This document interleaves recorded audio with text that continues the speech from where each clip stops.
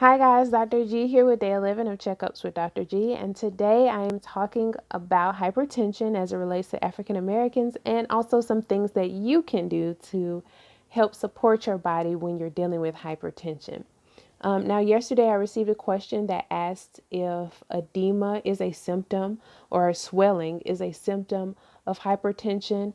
And as we discussed on yesterday, having chronic unchecked hypertension can result in conditions such as congestive heart failure or kidney failure, which have symptoms of edema.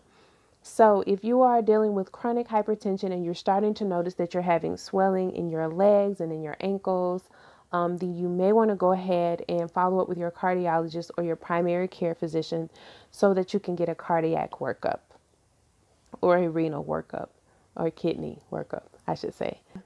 So, jumping right into African Americans and hypertension. Now, there are no set in stone ideas or theories as to why being an African American puts you at greater risk for hypertension, but there are some hypotheses or thought processes out there. One of those theories being, or hypothesis, excuse me, one of those hypotheses being the slavery hypertension hypothesis, which basically states that because our ancestors were under such harsh conditions in the transatlantic slave trade, and they were subject to conditions that caused them to lose a lot of water, such as conditions that cause diarrhea or vomiting. And because they were packed in so tightly together, it was very easy for those conditions to pass from person to person very quickly. And so the idea is that our ancestors developed a greater ability to hold on to sodium so that they were not depleted of fluids because of these conditions.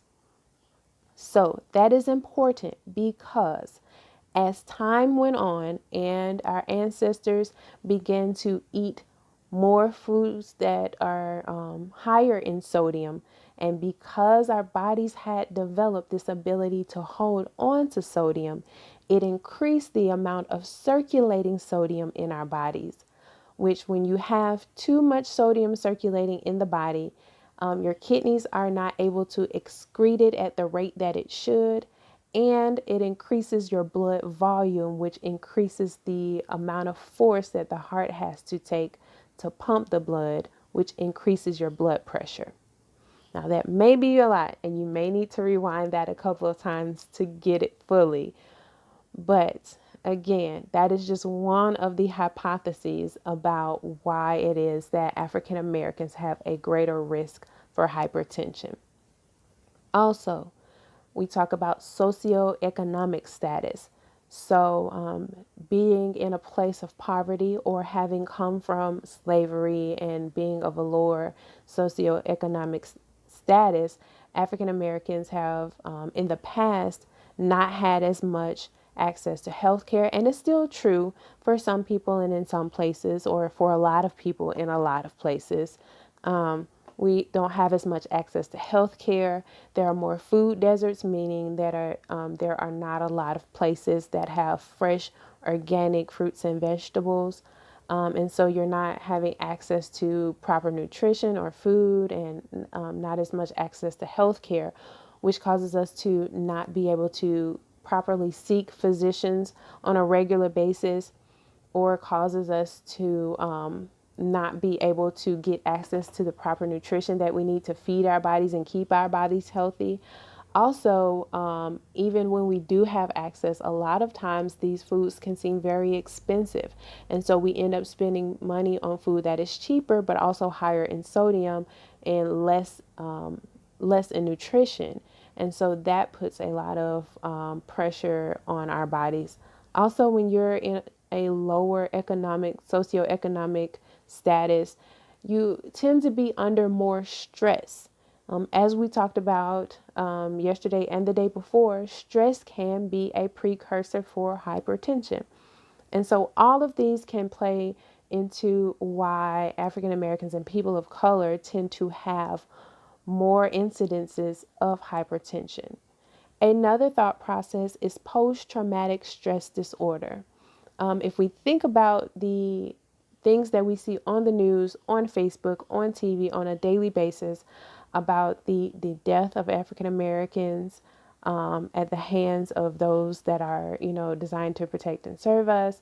If we talk about the impact that slavery and even the civil rights movement, the things that we went through during the civil rights movement has had on African Americans as a whole, then it is plausible to say that African Americans have suffered from post traumatic stress disorder. And as a result, we are at a greater risk for hypertension. Now, again, none of these things are set in stone as exactly why. These are just hypotheses or thought processes as to why African Americans are at a greater risk. Also, diet. Again, like I talked about, when your diet is higher in sodium and you're having a greater amount of sodium intake, then that can cause you to be at a risk for hypertension. And again, that all plays back into the socioeconomic status and a few of the other theories that I just spoke about. So all of those things are things you want to consider as an African American person. And some of the things that we can do to kind of try to help offset those things is, number one, that we can work on our diet. If the slavery hypertension hypothesis holds true, then working on our diet and the amount of sodium that we are intaking in our diet should help to decrease the amount of circulating sodium that we have, and therefore help decrease our hypertension or our blood pressure. Another thing that we can do is counseling. Again, being of lower socioeconomic status and, experiencing those pressures, having experienced post-traumatic stress disorder, having counseling can help to regulate those mental emotional factors that may be contributing to your hypertension. Also, making sure that we are exercising. And this is not just for African Americans. Counseling, diet, exercise, none of those things are just for African Americans, but I did want to make the correlation between African Americans and hypertension as well. But that can apply to anyone. Making sure you're getting counseling, proper diet, hydrating properly. When you are making sure that you're drinking enough water, it helps to flush your body of that excess sodium. So, hydrating properly. Also, when you are dehydrated, it makes your body have to work harder to pump the blood. So, making sure that you're well hydrated. Again, exercises, because when you're exercising, you're strengthening your heart, so your heart doesn't have to work as hard, and it helps to decrease your blood pressure because your heart doesn't have to work as hard because it's being strengthened by your everyday exercises. Making sure that you're getting that vitamin R and practicing relaxation techniques can also help as far as stress being a trigger for hypertension. So, guys, there are lots of things that we can do, making sure that we're taking our medications. Again, magnesium is an amazing supplement, not just for stress, but also for hypertension, because it helps to relax those muscles that are lining the blood vessels. So magnesium, CoQ10 is a great antioxidant for the heart, which will help to work against some of the complications that can come from hypertension. Also, it helps because some of the medications that we take for things such as high cholesterol or hypertension can deplete the CoQ10 in our body. Taking a supplement of CoQ10 can help us to maintain a healthy heart.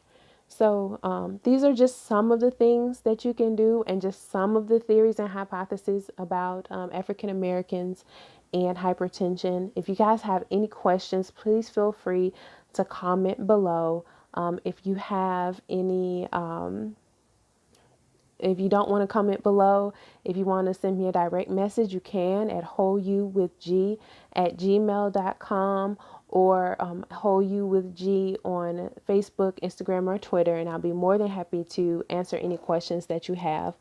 Hopefully one day in the future, I have a few colleagues that have done extensive research on the African American experience and the healthcare industry, and hopefully one day I will be able to get some of them on here to give you guys more information. But this was just a brief amount of information for you guys. Again, feel free to reach out to me.